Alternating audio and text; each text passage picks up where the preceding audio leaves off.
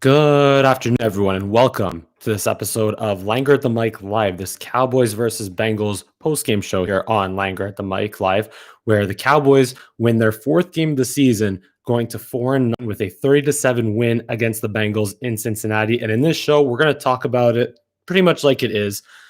This win, this Cowboys victory, killed the Cowboys draft position in a lost season. Now the Cowboys are behind Atlanta, the Chargers, one of them might pass you.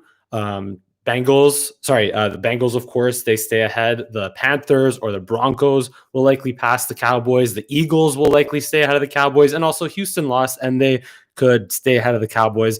I'm not 100% sure about how the tiebreakers are going to work at this time, but I just know that this Cowboys win will cost them big time in terms of draft position. And it was their worst win since week 17 in 2017 against Philadelphia, where instead of finishing 8-8, they finished 9-7 in an already lost season because they had lost to the Seattle Seahawks the week before. And not even then, if they beat Seattle, they wouldn't have made the playoffs at 10-6 that year because Atlanta and Carolina had the tiebreakers that year. That was because of the beatdown Atlanta. But anyway, in 2017. But anyway, that if the Cowboys finished 8-8 that year, I think they could have finished ahead of the Chargers in terms of draft position, and they could have drafted Derwin James in that 2018 draft. Not that they would have, because they seemed pretty keen on drafting Leighton Vander Esch, which seemed like a really good idea in 2018 when he was an All-Pro. But has he been an All-Pro since then? Not so much. I mean, he hasn't been healthy, to be fair. He was missed half of last year, missed a lot of the early part of this season. But still, when you look at evaluating the draft pick of Leighton Vander Esch, I don't know, and you have the decision of his fifth-year option coming up soon as well. How is that going to play out? We'll see. But anyway, let's talk a little bit about this game, but not too much. Basically, look, bad teams are bad. Bad teams like the Bengals are just really, really bad, and they just find ways to lose. But there's also some luck involved. I mean, can you say turnovers are luck? I don't know. I mean, bad luck for the Cowboys in terms of draft position. But look, the Bengals were the first team to fumble on their first 3 possessions since 2013. It was the first time that 2 Bengals running backs fumbled in a game since 1994. So I guess you could call that a little bit luck, because it's not like Brandon Allen threw interceptions or Ryan Finley, who came in at the end there, threw interceptions. Wasn't so much like that. It was just 3 possessions. They're moving the ball well, and they turn the ball over. They're moving the ball well, fumble, just blatant fumbles, just blatant lack of ball security, whatever. Just when it's 3 fumbles in a row like that, that's just luck. And the Cowboys also have been on that side of things early in the year, where they would fumble, specifically Ezekiel Elliott would fumble early, and that would cost, that would cost points, and then the Cowboys defense would just get gashed on the next play or 2 or 3. And anyway, but that being said, that brings me to my next point, though. This Dallas defense, this Cowboys defense, they're still not good. They're still really like this is the Bengals they played. Let's keep that in mind. They're still not great. They lost. They got their 3 fumbles. Sure, Aldon Smith. I'm really happy for Aldon Smith to have gotten that scoop and score. Like, that's one of the best comeback stories of this year, obviously on top or alongside Alex Smith and Ben Roethlisberger. I think Alex Smith is by far the best comeback story of 2020. But the Cowboys gave up 309 yards of total offense to an offense led by Brandon Allen. They gave up 101 rushing yards, and they were, in terms of third downs, the Bengals were 9 for 16 on third down. So the Cowboys stayed on the field a lot, and I looked at the time of possession real quick. The Bengals, I think, had the ball for 33 minutes or 34 minutes, something like that. So that's still not great. And there was a play in particular where it was a Samaje Perine run up the middle where Jalen Smith was blocked, of course. I think it was by the left guard. And there was a run up the middle, and Jalen Smith was on the defensive right side of the field being blocked by the left guard. And he peels and turns to his right side, where it's a run up the middle, and Jalen Smith just turns off to the outside, like going away from Perine, instead of just shuffling over to the left and making the tackle. Like, just, oh my God, this defense, man. Like, at least look, you know what? Jalen Smith, congratulations on being nominated for Walter Payton Man of the Year. And look, if Jalen Smith, at least it looks like he's a better player off the field than on the field, which is excellent in itself. And again, he deserves credit and praise for being a Walter Payton Man of the Year. That's awesome. But as what is he, like a $12-13 million running back right now, especially when Byron Jones just picked off Patrick Mahomes, when the Cowboys should have just paid Byron Jones. You know that by now. And also, this defense in this game had no sacks until Tyrone Crawford got his first 2 sacks of the season late in the fourth when Ryan Finley had replaced Brandon Allen, who was shaken up on that fourth quarter drive there. And another thing is this, how many injuries have to happen at defensive back for Reggie Robinson to play? I mean, I don't think Reggie Robinson, was he active in this game? I don't quite remember, but how many injuries have to happen in the secondary for Reggie Robinson to get snaps? How many? He was your 4th round pick last year, ahead of Tyler Biotish, by the way, who also didn't play for Joe Looney. But I'm not so much of I would have been nice to see Biotish play over Joe Looney. I mean, I love Joe Looney, but I also would want to give more or put more investment and give more reps to Tyler Biotish as a rookie in a lost season. But anyway, I don't understand why Reggie Robinson still can't see the field. Savion Smith got banged up. Rashad Robinson got banged up. There's another guy with the same last name as you who was an undrafted free agent getting snaps over Reggie Robinson, who's a 4th round rookie. I don't get it. I really don't. Let's go to the offensive side of the ball. Cowboys offense moving the ball okay, and even that Baltimore game where I think they played really well given what they had in that Baltimore game, but they still just don't capitalize on their opportunities. They only scored 2 offensive touchdowns, and the second one being the 4th and 1 try in garbage time, like legitimate garbage time, to make it 30-7. Cowboys offense were 5 for 11 on 3rd down.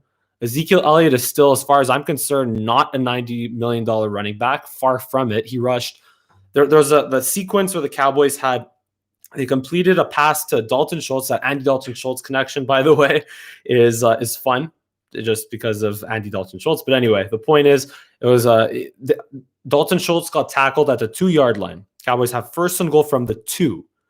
I think Ezekiel Elliott saw the ball once, if even, when in the last couple of years, you'd think they would be run by Zeke, run by Zeke, run by Zeke. And what happened to Antoine Woods being a fullback?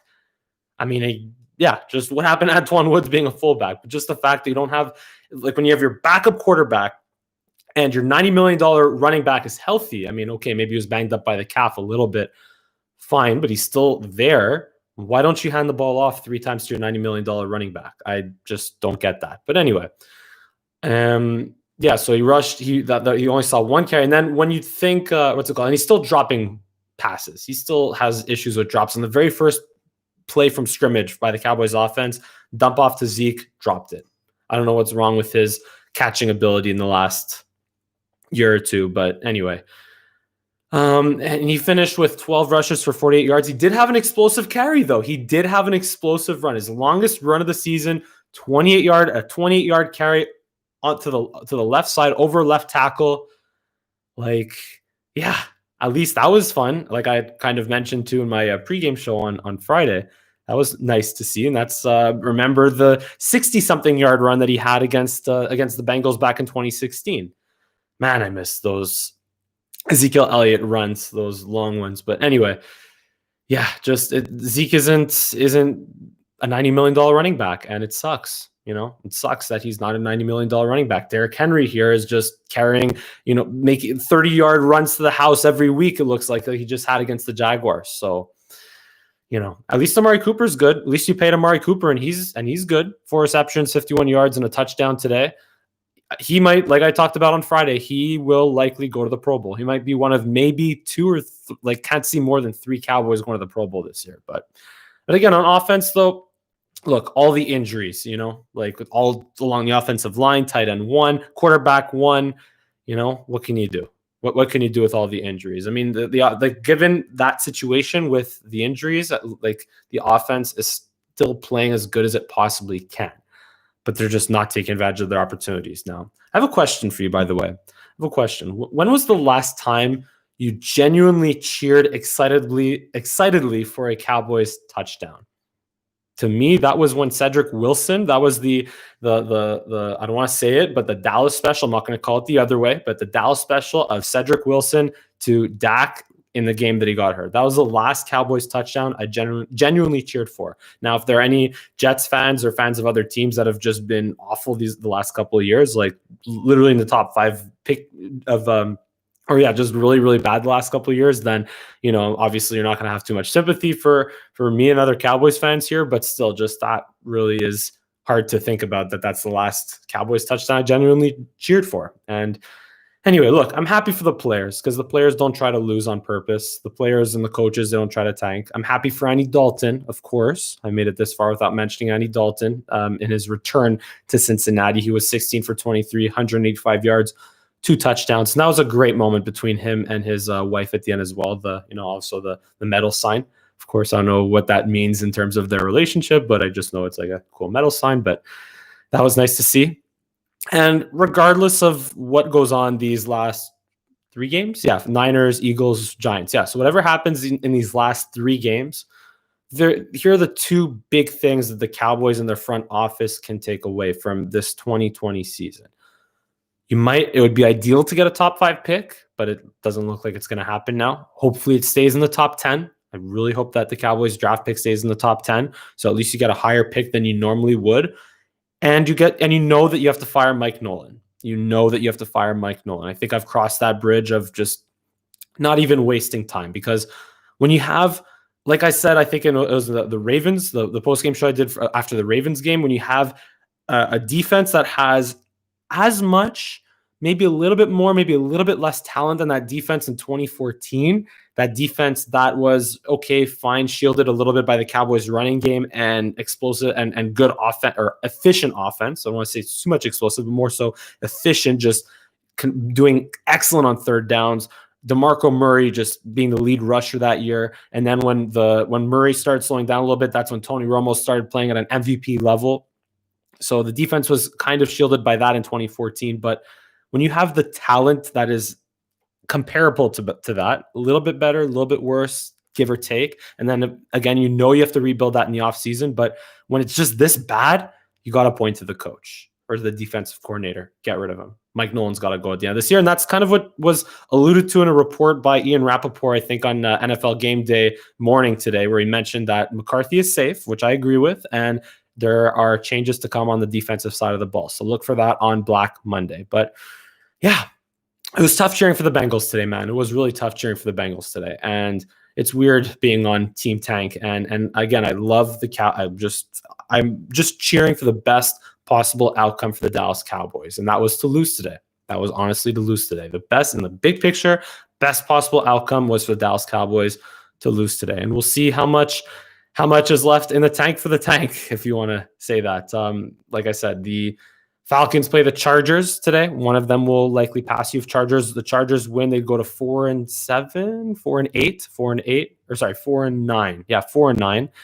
If the Falcons win, they would also go to 5-9. Anyway, if the Falcons win and the Chargers lose, the Chargers would get ahead of you. Carolina, Denver, I'm not sure where that's at right now in the game, but regardless, again, they're gonna, one of them is gonna get to or stay at 4 wins. The Eagles will likely pass you. The Houston Texans lost. And you got to also start looking out at the 5-win teams. Detroit. Who else? Well, then Washington, the teams in your division, Washington, New York Giants. Yeah, like the tank is in trouble right now. And we'll see how it goes. We'll see. But like I said, 2 things. You still get that relatively higher than usual draft pick. And you got to get rid of Mike Nolan. Those are the 2 things that you have to do from this 2020 lost season. But this has been a Cowboys post-game show episode. Once again, the Dallas Cowboys go to 4-9, beating the Bengals 30-7, and they still have a chance for the division. They still have a bloody chance to win the NFC East, but I don't want to get into that. But thank you so much for watching this Cowboys post-game show here on Langer at the Mic Live. Once again, give me a big thumbs up, subscribe to my channel, give me a follow on Twitter and Instagram at Mike Langer. And thank you so much for watching. We'll see you again next time.